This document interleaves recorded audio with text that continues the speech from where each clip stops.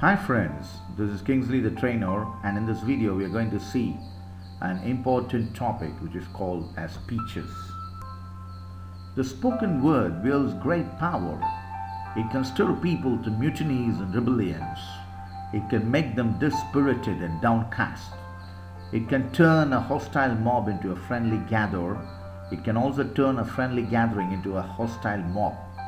It can build tension and it can relax tension.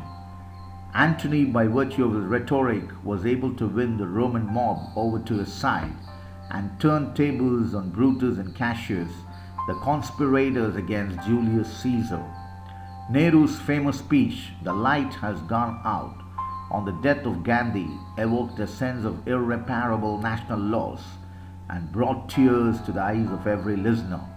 The key to the success of many a political leader, industrialist, businessman, salesman lies in his capability of making an effective speech.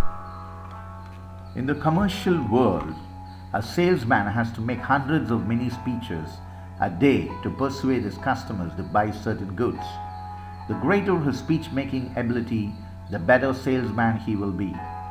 A touring agent booking orders for his parent firm is also a kind of speaker. These are small informal speeches, but there are occasions for more important formal speeches as well. Managers, businessmen, and industrialists are often required to make speeches at company meetings, inaugurations, seminars, and discussions. It needs considerable skill to prepare a speech and make it effectively before a gathering. But whether it is a salesman selling a pair of nylon socks or a bank manager persuading his listeners to accept a certain proposal, they organize the speeches on identical fundamental principles. Our major purpose in this chapter is to spell out these principles and to illustrate them through speeches actually made before certain gatherings. Characteristics of a good speech. 1. It is clear. Clarity is the first major characteristic of a good speech. Your speech should be eminently successful in conveying to the audience the ideas of emotions, facts, or arguments you want to express.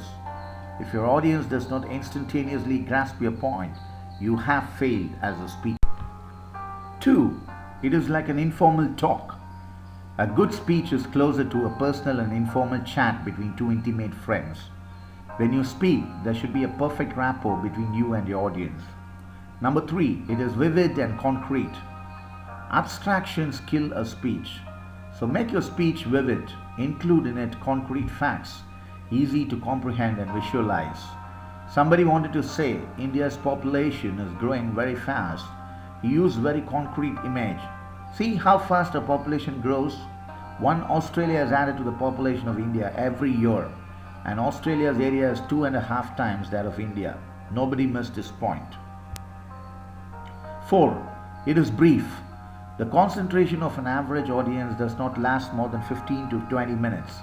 Ideally, your speech should not be longer than this, unless the audience is motivated to know more. To achieve brevity, it is desirable to include only a few points in your speech and to elaborate them at some length. If you say right in the beginning, "I'm going to present to you the 4 major problems being faced by sugar industry," and briefly discuss these problems, your speech will be both brief and clear. 5. It is interesting. Quotations, anecdotes, and humorous touches often make a speech interesting. Quotations should be only from accepted authorities. They should be familiar but not worn out. Anecdotes should be new, brief, and in good taste. Humor should be topical, spontaneous, and gentle. 6. It is audience-oriented. A good speech is always tuned to the wavelength of the audience. Consider the following points carefully. Is the audience a general or specialized one? This will help you to determine the depth of the subject that you can touch. How large is the audience? With a small audience, the speech will be more like a chat. In a large gathering, you will have to be rhetorical. What is the age group of the listeners? Your references and illustrations should conform to the taste of that particular age group. What are the social, religious, political, and economic views and prejudices of the listeners? What is the expected audience response? What is the profile of a good speaker? In Write Better or Speak Better in Reader's Digest, the following 9 qualities of a good speaker is mentioned. A good speaker is lively, interested, enthusiastic, vital. He treats his audience as a group of living people. He makes it sure that he is keenly interested in the subject he is speaking about, and he is taking pains to make his audience equally interested in it. A good speaker is earnest. He does not speak just for the sake of speaking, in order to show off, to impress his audience with his erudition of his authority. A good speaker has a sense of responsibility to his listeners. He realizes that time is precious and tries to say something worth the time being spent by his audience. A good speaker has a sense of responsibility to others on the program. He does not take more time than what is allotted to him. Number 5. A good speaker has a sense of responsibility to his subject. He does not bite off more than he can chew. He does not spread it thin. Number 6. A good speaker has a sense of leadership. He stands up tall. He talks eye to eye, speaks responsibly and with authority as a leader should. Number 7. A good speaker keeps his head. He is not carried off by his over-enthusiasm or overconfidence. Number 8. A good speaker tries to be balanced, sane. And finally, the 9th point, a good speaker keeps his sense of humor. If you're planning to speak, a good speech appears to be spontaneous and effortless, but it needs a lot of planning and labor. Preparation should always start well in advance. Research your topic thoroughly. Don't include many points for discussion. Clearly spell out your points and decide what you have to say about them. So how you have to plan your speech? Plan your speech in 3 parts. The beginning should arouse the interest of the audience. The middle should be devoted to the discussion. The conclusion should summarize the main points. If some action is to be taken, it should clearly tell the audience what they are required to do.